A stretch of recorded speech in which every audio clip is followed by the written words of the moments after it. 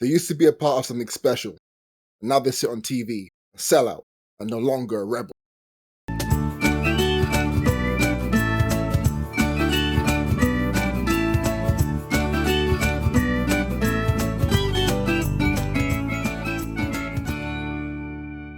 And that's that. What is that from? I'll give you a guess. A guess? Oh my god. What media have you been watching recently or that have stood out to you that would make me think that? Oh god, I have no idea. I don't know, Hitler. Why?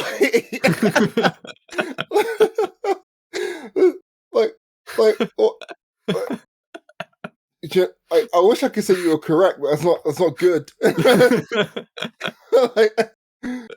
Should I say it again or? No, you could, man. What is it? Who is it?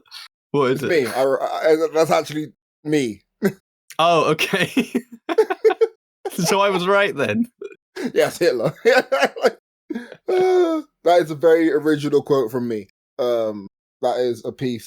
That is a part of a longer poem I've recently written. It's 95% finished.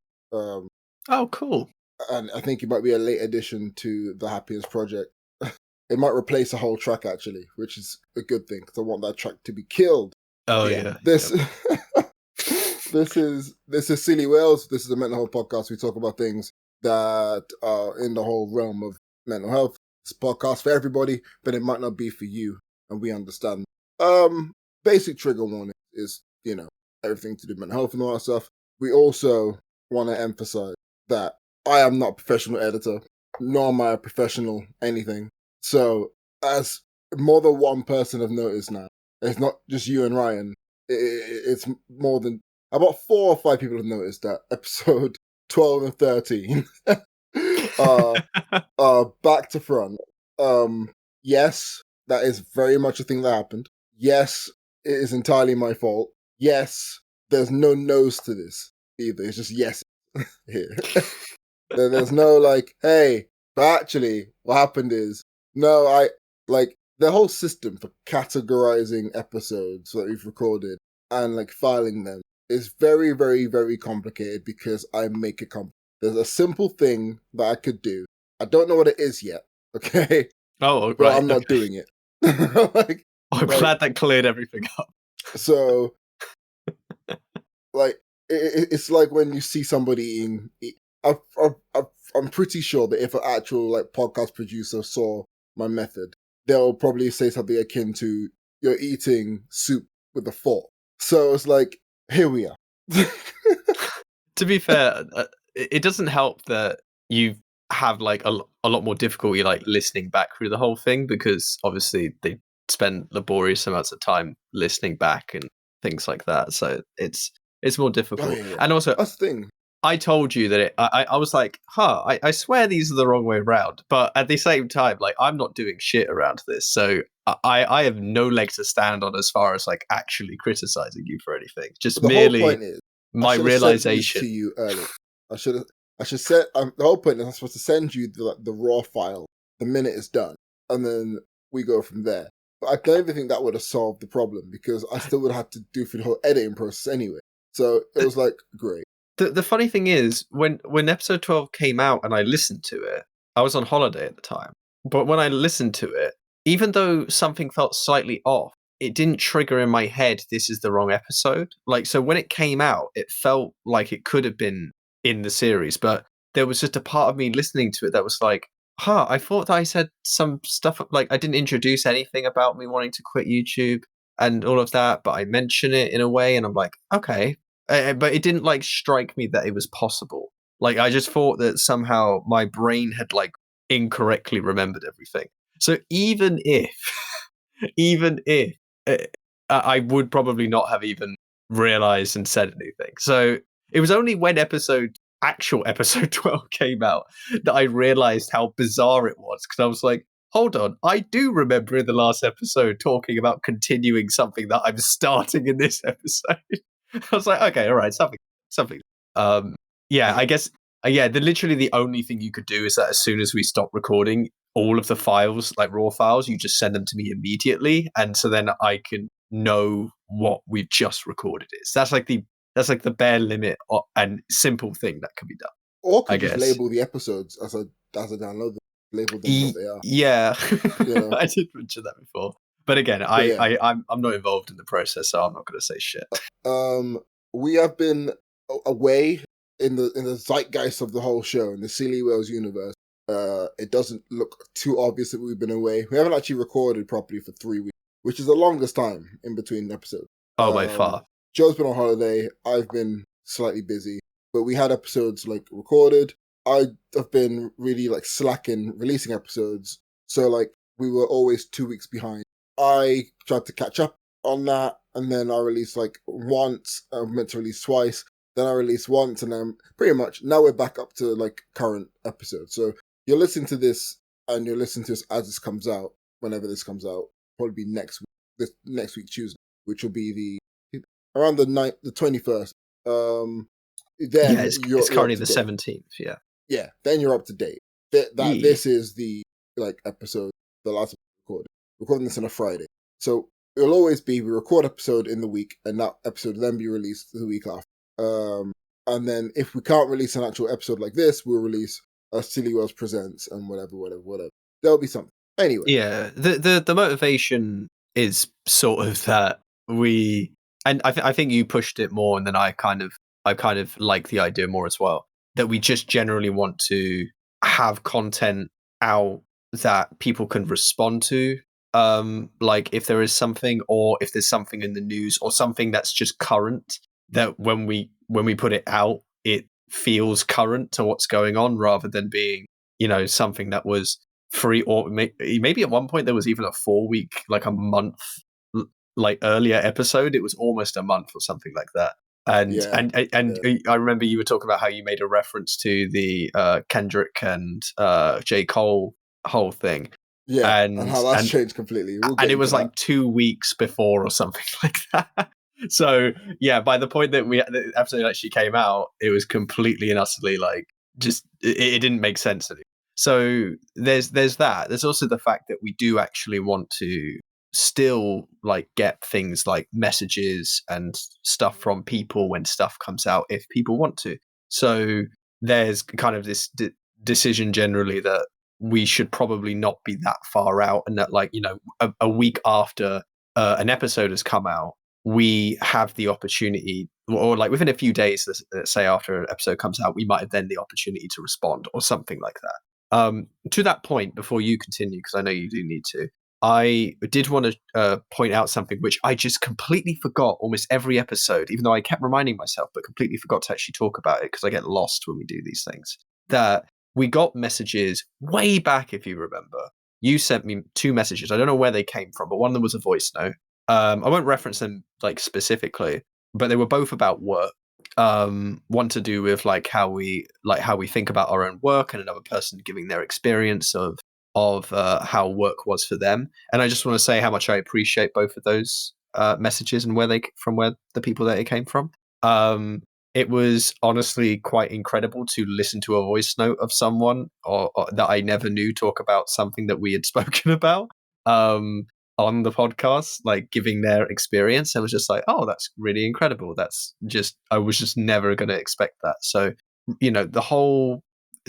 So I think we talked about how there was the episode we lost where someone sent an email in relation to the podcast and how much we appreciated it. And unfortunately we lost it, so you didn't get our reaction to it, but just how much we did appreciate that. So anything that you send is very welcome. Like we have a very specific feeling about it, both of us. Like obviously we're not even going to necessarily be the same, but we have very specific feelings about what we're doing. And it is a very striking thing when suddenly like a message comes out from the ether and just says like, and just starts like, engaging with it in a way that neither of us just think anyone would. So yeah, no, thanks a ton. Like some of them will definitely like speak more on, but it's so long ago now that I'm not going to speak too much on these messages, but I did want to say to both, I appreciate the sentiment from both. And I really enjoyed listening, and you brightened up my time at that point. completely Yeah. forgot to mention it, and I was feeling bad over the holidays completely because of it. So because I was like, oh shit, I still didn't do it the episode before the holiday when we weren't going to do it. And I was like, I'm never going to remember this. But because we knew we had to talk about catching up, I was like, okay, we're definitely going to talk about it. Definitely going to talk about it. So thank you very much. And back Yeah. to you. The main message I get is a rare one. It's just one of my friends. She's very like I was gonna say she's very Scandinavian, but that's just I was gonna say racist, not even racist. That's just very stereotypical. But her only message to me was last week. Your podcast ain't shit. Yeah. That was it. That was it. And I was like, do you know what? I think that means a lot. I don't know if it actually does, but I think it means a lot. But yeah. That does. All Yeah. right. Weeks. Holiday. You. I don't know what you were doing during that time, but I was in Tunisia. Yes. How was Tunisia? I really enjoyed it. I would do a holiday differently in the future, but but what's interesting to me is that it was almost a learning experience, even though I did enjoy it. It wasn't like I did not enjoy the holiday. It's more like having had that holiday and thinking what I would like to do in the future. I definitely would push more for away from what I did, what from the whole plan in general, which was that it was like an inclusive, hotel holiday thing, which I totally understand why people do it. It's cheap as fuck, especially the ones we got because we, got them from EasyJet as like like a super special discount kind of thing because they do that from time to time. They just offer things that they don't think people are going to take or they need to get more people to go to. And then obviously if there is enough showing, then they'll increase the price back afterwards. And it was incredible. I mean, a week in Tunisia on the African continent, never been there before, still Mediterranean, still so not like crazy different, but very much a different place. I went to a city with Arabic everywhere. I've never been somewhere like that before in that way. Like it was incredible. It was French and Arabic was just plastered everywhere with English here and there. Just a brilliant like experience and stuff.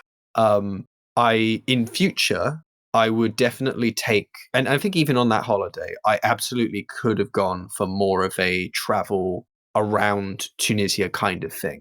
The person I went with isn't, when he goes on holiday, he isn't a kind of go around places kind of person on holiday, which I totally understand. And a lot of the people that were there were very much the same. They were people who want to chill somewhere and like read a book or read manga in my friend's case, or like and kind of experience that sort of living, like sitting outside by a pool kind of thing. It's not how I've been raised like to think about holidays and feel. So I'm just a completely different person in that way. And even then, like I was talking to my mum about it. My mum nowadays, it's like, yeah, I'm more about what Kez is sort of about because she's just happy with at this point with like doing that sort of thing. But I'm like my dad, I think, and very much me are kind of more of that outdoor, like let's go do this or do that kind of person in a way. And just because the experience I did have when we went out and we went to Monastir, which was the city not far away, was just so much fun. Like it just was for everything. Like the fact that we got the train and used that, which was actually surprisingly easy and incredibly cheap. I'll talk about expenses in Tunisia a little bit later. But holy shit, was it just fun to do that? And if I realized earlier in the week how easy it could have been, and I'd put a little bit more effort into finding that stuff out, I definitely would have gone to like Tunis, to maybe El Gem if I could have, to Sousse and other places like that. Just these other, big cities in Tunisia or ancient cities in Tunisia and things like that. These like, Roman ruins. There's a lot of like really old stuff in Tunisia because it's a really, it from the Carthaginians to kind of the like sort of Muslim medieval period and the Roman period and all of that sort of stuff. It's incredible. The actual experience of the hotel. It was an amazing hotel. You can look it up. It's the Royal Thalassa Monastery, I think is what it's called. So you can look at it. It's got an incredible pool. I've never been to anywhere with a pool as huge as that, and the shape of it and everything is bizarre, but it's amazing. We had like it's inclusive, so we have fucking like meals every meal every day. Just there, you go. There's like a buffet style thing for every meal, and literally in the evening, if you wanted to, you could have drunk every single evening as much as you wanted. There's no limit. You go there and then Did that's you? it. No, actually. Like we genuinely didn't. I think we probably like we like drinking. We might have done probably like maybe 5 out of the 7 days, but only like 3 of them was it like anywhere close to what you'd consider a lot. And even then, I think one of those days was like a decent amount, but not a lot. You know, like the first day we got there where we were fucking tired as shit because we had, woken up at 2 o'clock in the morning, got to the airport, was on the plane out of Birmingham Airport at 6:20 or whatever, all the way to Tunisia. Finally, I think by the time we got to the hotel, it was like 2 o'clock, maybe, or something like that. Maybe a little bit earlier, but it was very much around that time. In fact, it could have even been later. I'm honestly struggling to remember. But there was delays at Birmingham Airport, and by the time we got there, it was just it was the coach was longer than we initially thought. So when we thought we might get there at like 12, we actually got there like 2 hours later. Anyway, but I was fucking just out. Like I was so like out of it the entire day. And then the way that we decided to deal with that was have a load of drinks in the evening. Because genuinely I didn't have a way of like I was too tired and yet too awake to do anything in that like at that kind of time of night. Something which is interesting about Tunisia actually, because of its distance from the equator, the days are much shorter than it is here right now. So right now, like it's still light at like 9 o'clock where I am anyway. And Yeah. in Tunisia, it's like okay, it's like 7:30, and then it's dark, like dark, and it started to get dark at like, or maybe even earlier than that. But like within a matter of like half an hour to 20 minutes, it goes from whatever it is to dark, and it's just. And it was crazy coming back because I would literally look out the window at like 7:30 and be like, "Holy fuck, what time is it?" And I just had no concept of what time was anymore when I came back. It was a real weird, like jarring experience. So yeah, didn't get completely pissed out of our minds or anything like that. Probably had like a little drink on like a few days and stuff like that. But had a good time regardless. And there's sort of a tipping culture involved, which I don't like tipping as a general rule because people should be paid properly. But obviously, in the context of this, I'm a rich European compared to the people working in this hotel. Like, let me explain dinar to you for a second. Dinar is a closed currency that exists in Tunisia. It doesn't exist outside of it. When you're leaving Tunisia, they ask you for money and they will check you if they're suspicious that you have any dinar on. You're not allowed to take it outside of the country whatsoever. You have to change Wow. any currency you have in the country and give anything back that you haven't used up before you leave. So it's very, very controlled. They've also have very secure airports, more secure than ours. Like it's hilarious. They're very, very, very conscious about it. And the the exchange rate at the time was what 3.83 or 4 dinar per pound. So would you like to guess how much Aziz, who was someone that we made friends with at the hotel who was working there, guess how much he gets paid per day? Am I doing it in pound? Do it in dinar. Just it's basically like four. You could do it in pounds or dinar. It doesn't matter. I'll just translate it, so it's fine. Like, I don't know, because I feel like it's ridiculously low, but I also don't want to go too low. Because like, well, the idea of me just like shitting on Tunisia and be like everyone's broke and sad, so I don't really want to like be. I don't know. I mean, by that notion now, we're stuck in a bind because whatever I, you say I is want to say per day, like he gets, I don't know, £6 a day. that is spot on. He gets about 20 to 21 dinar a day, which is about £6. It's Gee. it's a little bit less than £6 actually, technically. Like it's not a lot. And when we initially went there, so what happened was I paid for the holiday and Kez was paying me back his half back in installments to me. And he said for the last installment, oh, I'll sort out all the money exchange when we get there. So the last installment I'll use that money and we'll use that as the tipping money for our entire stay there. And if we buy anything and things like that, stuff that we'll both use and everything like that. And I was like, totally, that's fine. That makes sense to me. I don't mind spending. I don't mind some of that money essentially helping him. That's fine. And the kind of money we're talking about for tipping is somewhere in the range between 5 to 20 dinar in terms of tipping, really. Because the amount of money I'm spending when I tip 5 dinar is £1 something. So I'm at a place where I'm being given free alcohol all night, and I can go to someone and you don't tip every time, by the way. That's not how it works. It's just a case of like, you do it if you either want something special or if you just want to show your generosity, basically. Like if you want to say like, oh, thank you, you've been very good to us, blah, blah, blah. So not show your generosity, like, say, oh, you're doing good in the way that you would imagine tipping should work, right? Not just like a forced tip. No one forces you to tip or anything. Holy shit, does it make a difference, as you can imagine, when you start tipping people 10 dinar or 20 dinar, as we sometimes did, because they suddenly treat you with the most amount of respect and benefits that you can possibly imagine at every turn.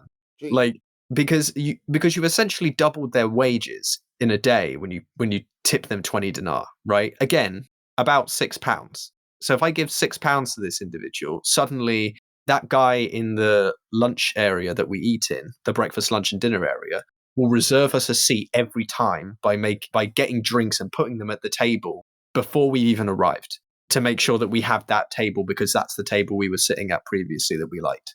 And I'm not joking, that happened without us asking. He just did that from when we because we tipped 10 dinar to him like after eating, and we didn't even ask.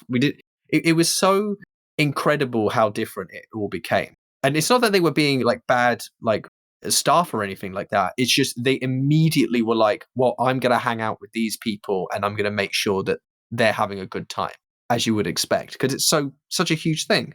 Yeah. And of course, they're essentially relying upon tips. They're being paid 20 dinar a day. Obviously, things are cheaper. Like, you go into a shop and you buy a bottle of water, 2 litre bottle of water for 1 dinar. Oh no, what was it actually? Was it 1 dinar? It was something like we bought a bottle of water and we thought it was going to be really expensive. But dinar is actually in thousands rather than hundreds. We have 100p to a pound. They have 1,000 dinar to 1,000 dinar cents worth. I've forgotten the name of it. I did remember at the time, but they have a name for that cent and it for 1 dinar. So things are written like 0550 to mean like 55.55 dinar, basically, and things like that. And so we got like a 2 litre bottle of water for what was the equivalent of like 16p or 15p or something like that in a shop. And it was like, oh, okay. So like things are very different, obviously, but obviously people are very much in poverty largely, which is a very odd feeling being there with money that I obviously like. Obviously in the UK it's very different, but it is really odd being in a position of wealth around people. For me, at least, I've never been. Right now, I'm not a man of wealth at all. Yet I have the money to buy a house in Tunisia right now. Like if I wanted to, I absolutely could. I would have more than enough, which is insane.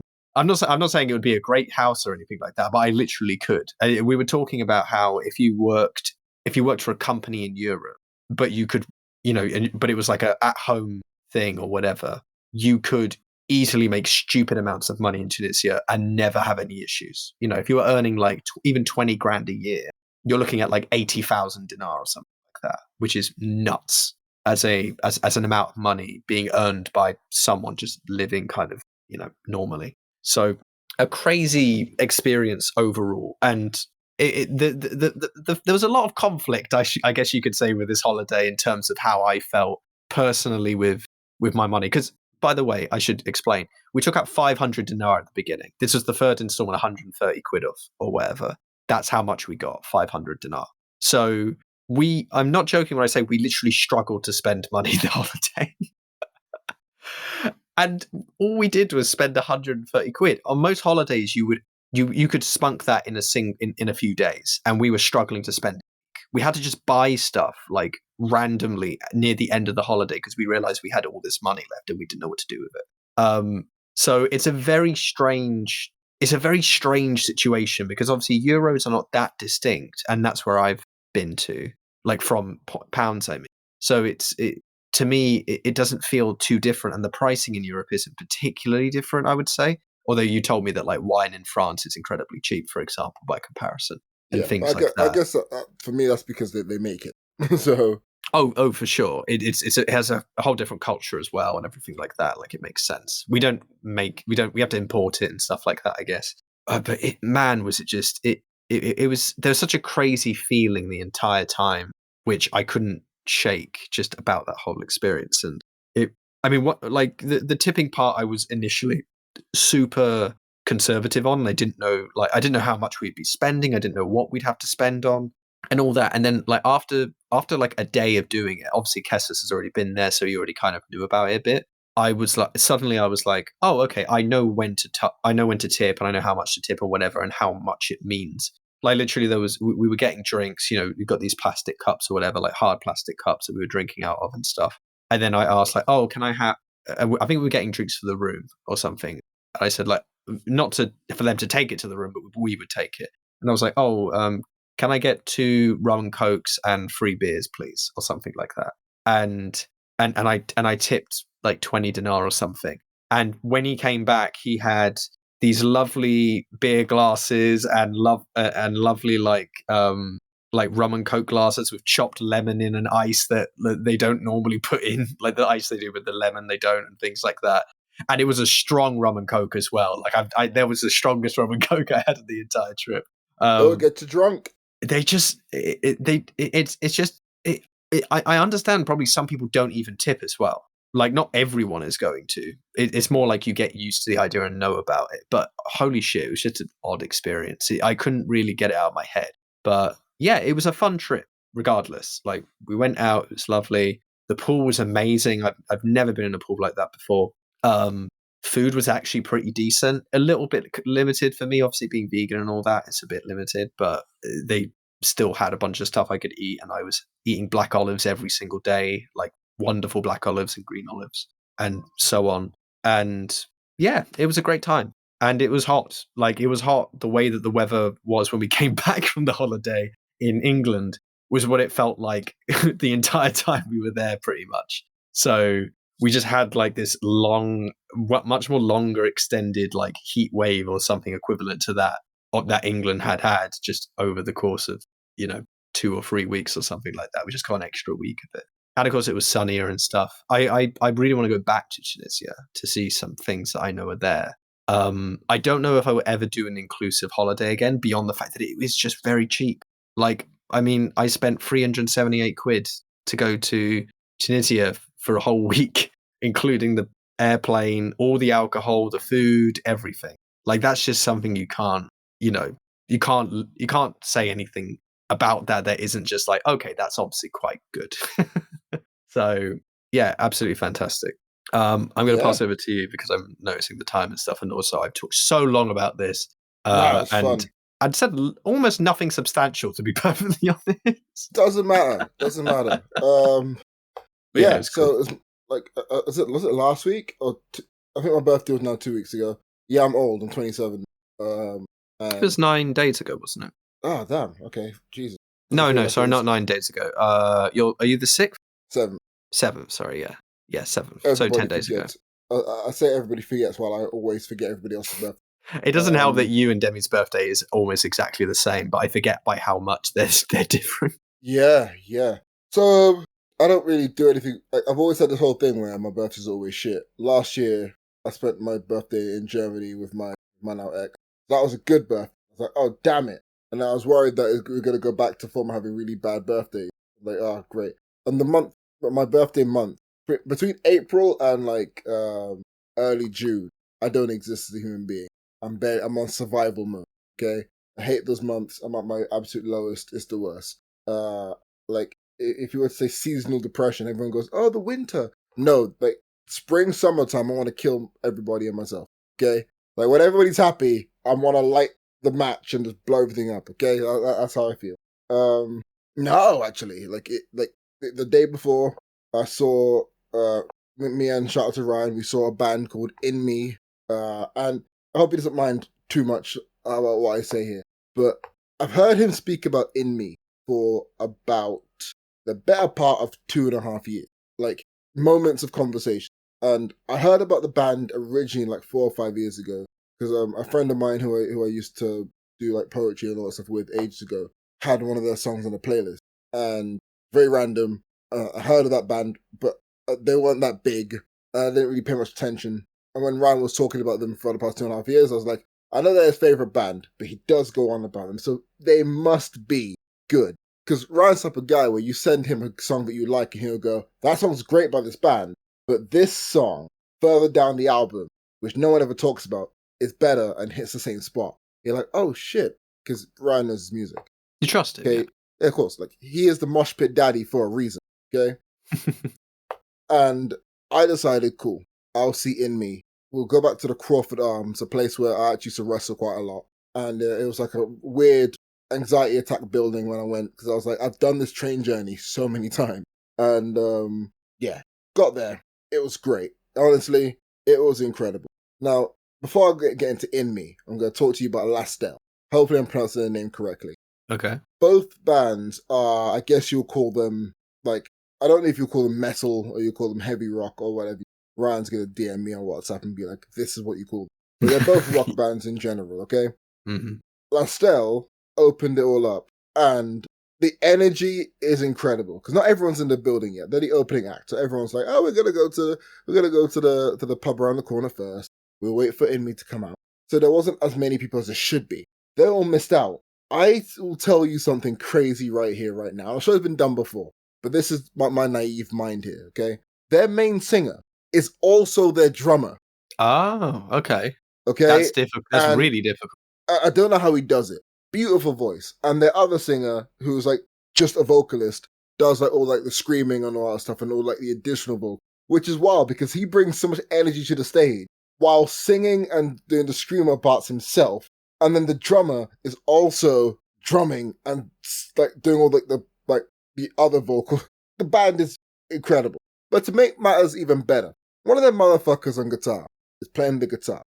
And then he puts the guitar down and pulls out a fucking trumpet. Oh, right.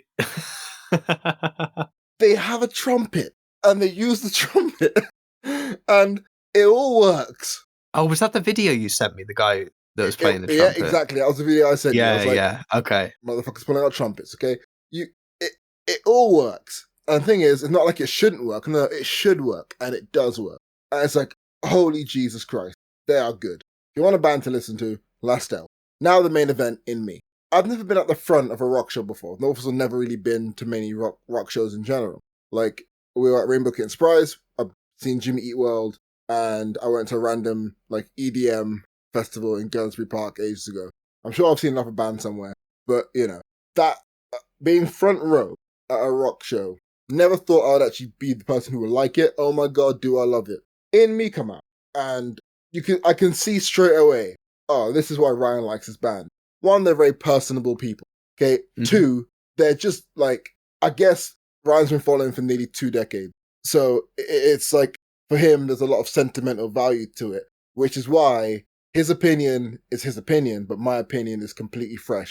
And I'll say even better, because he has the value to it. Like, for example, if you tell me, like, if I show a brand new person Rainbow Kitten Surprise and they go, oh, it's okay, I want to kill them. It's not okay. This is fucking incredible. How dare you just call it okay? So here I am, new to this band. I know 1 or 2 songs because I listened to them on the train up, and they start playing. I don't know how, but it captivates you in a way like I've never actually like seen before. Like, and as to quote Ryan, that's what live music does. Mm-hmm. But I think In Me hit the nail on the head in their live performances, or it just in that performance in general. Because 1, the vocals are like, oh my god, Jesus Christ. 2, they are like quite funny in between songs as well. And 3, like, they're just good. Like, and that's what makes it now. And that's what makes it like crazy. They're just really, really good. And they've been around for like, they're veterans of the game at this point. And it's like, wow, how have I gone my whole life without listening to this band? Now you're probably thinking, okay, you've said enough. give us some songs to listen. I personally, my favorite song by them is Underdose. Great song to listen to. But then, like, I'll say on their Spotify top ranked song is Faster. Is it Faster the Chase? Let's have a quick look on Spotify. But regardless, that's also an incredible song as well. I urge you to just put on a few songs by both Lastel and Indie. That it's just something special. Yeah, Faster the Chase is like the most popular song on Spotify for Indie. For Lastel, listen to Life in Silhouettes. That will send you somewhere. Okay, both songs have been on repeat for the last week and a bit.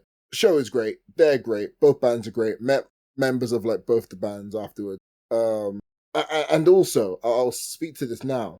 Like, as someone who is a big fan of like partnerships and community and the idea of like listening to the people who made you get to where you are, seeing the band like recognize Ryan and be like, "Hey, good to see you, buddy," and like very like friendly with him, reminded me of how like I wanted to be when I was wrestling to begin with.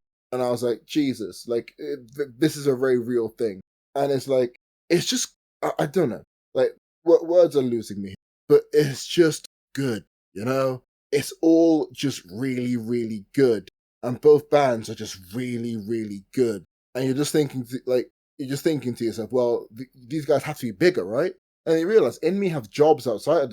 Have jobs outside of this, like they work in different sectors and all that stuff. Lastel, I think Lastel are more like younger, so they probably are very committed to it on a full-time grind. Like, it's just, I think that's also a beautiful thing as well. Like, hey, you're touring and you bring a really good band with you as well, and like everyone benefits. And it's just, I bought both of their shirts, Yeah. And with the In Me purchase, I got a free vinyl as well, a free CD. Oh, and shit. yeah, Mosh Pit Daddy Ryan, MPD, got me the guitarist's pick, which is like, oh, great. And I got the set list as well. Like, I'm just like a happy little child right now, okay? 27 years old child. But yeah, that was the birthday.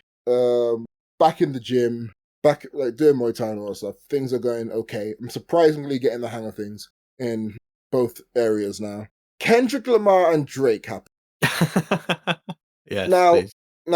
for a quick summary, if you're not into rap music at all, Kendrick Lamar is one of like, I'll say he's a generational rapper, and Drake is a generational pop star, who calls himself a rapper. Now you can tell I'm already biased towards one side here. Drake decides he's gonna have a more of a, because him and Drake have been going back. Drake decides he's gonna bite off a bit more than he can chew. Kendrick decides, oh, I guess it's my time to just kill this nigga. They go back and forth on a few songs, and Kendrick has thoroughly destroyed Drake on every single level possible. Like, he hits him with a song called, like, as I say this, you have all these, this is a musical episode, okay? So you have Lastel, you have In Me, and now you need to listen to, if you haven't already, Euphoria. I don't even understand how, but a diss track is one of the best songs I've heard all week. Ridiculous. Then, listen to all the Kendrick, but the ones I'll listen to. Okay, if you want to hear somebody hating on a professional level, okay, Euphoria, Meet the Grahams, and Not Like Us. Those are the three you need to listen to. Not Like Us, especially, is for me, I don't know how, but between the concert I went to and the release of those diss tracks, those have all reinvigorated me in a way, which I think has probably all collectively kept me alive. I think In Me and Lastel gave me a lot of hope, and then seeing how Kendrick can hate another human being with so much passion and turn it into something somewhat positive for the culture has brought me out of a depressive state, Wow. So, here we are. Who would have thought hatred has fueled my will to live? Yeah, now my now my now the thing I said at the beginning of the episode is suddenly having a different tone. Just how hate can bring people together. Yeah. Oh yeah. Like, it brings up loads of culture discussions on Drake as well. And my skin color, because I'm very black, very obvious I'm black. However, my skin color isn't as black as people would like it to be. Colorism exists.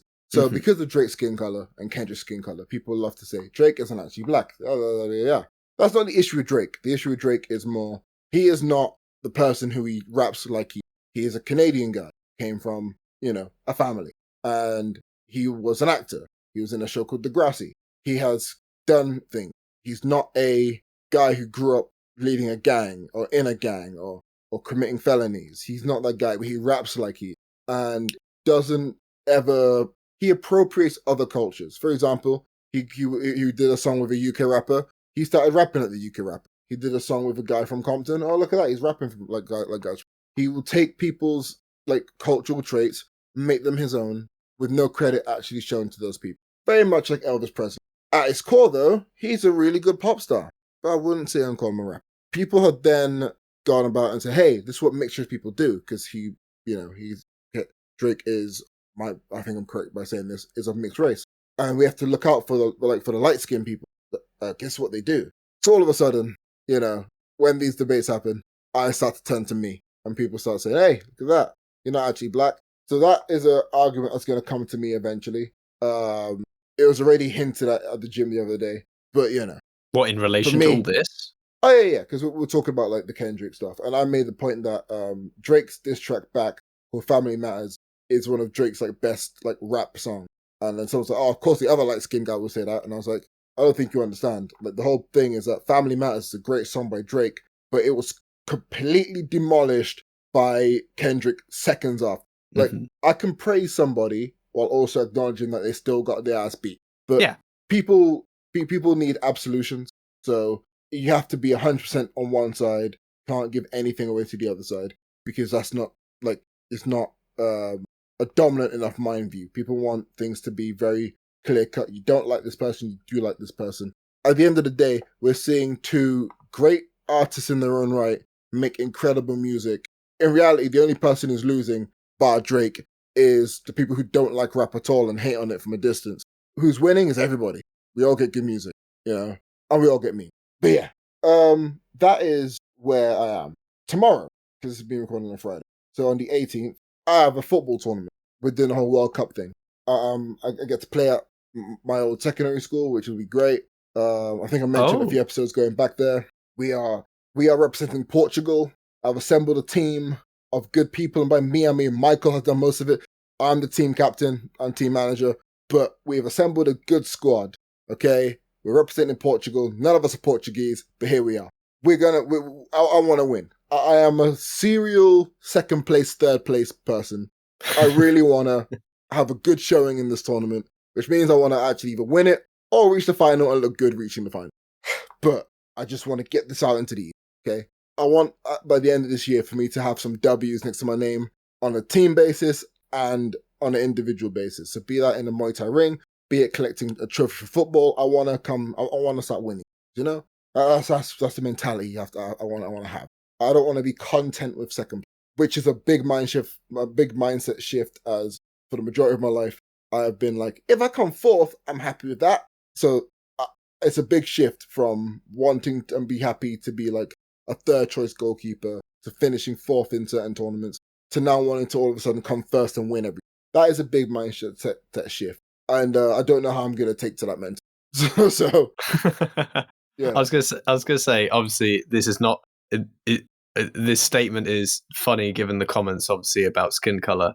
But I like the color of this on you.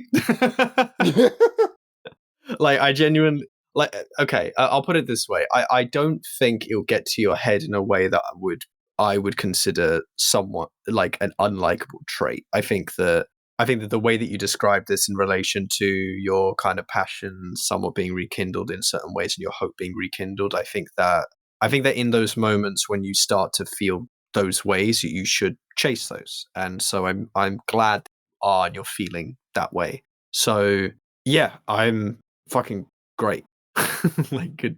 I'm really I was gonna say I'm hoping for you to win or anything like that, but it's more like I just because I have a weird thing about being superstitious like that or saying superstitious things in terms of luck and stuff. You're gonna fucking kill it, like, and regardless, you're gonna kill it in your effort. So it doesn't really matter.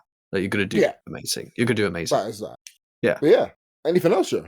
I was going to say I'm going to be crucified by my friend if I don't mention a story, but I realize time is running out. There is one story I was meant to tell. It's going to be. I think it might be too long. So I'm got a note that maybe I should tell it on next week's episode. Cool. Yeah. But I will say it was a very funny thing that happened on holiday, and I should mention it, so I'm going to. But this is just my note to myself in my head right now for the future, so that when I listen to this episode and then we record, I will remember to say it. I'm making it clear to myself that this is going to happen. I'm just going to say to myself right now, Polish. Okay, now we can continue. Yeah, that sounds great. Cool. Cliffhanger. On that note, we're going to take 2 steps to the rear and get out of here. We're in the wind.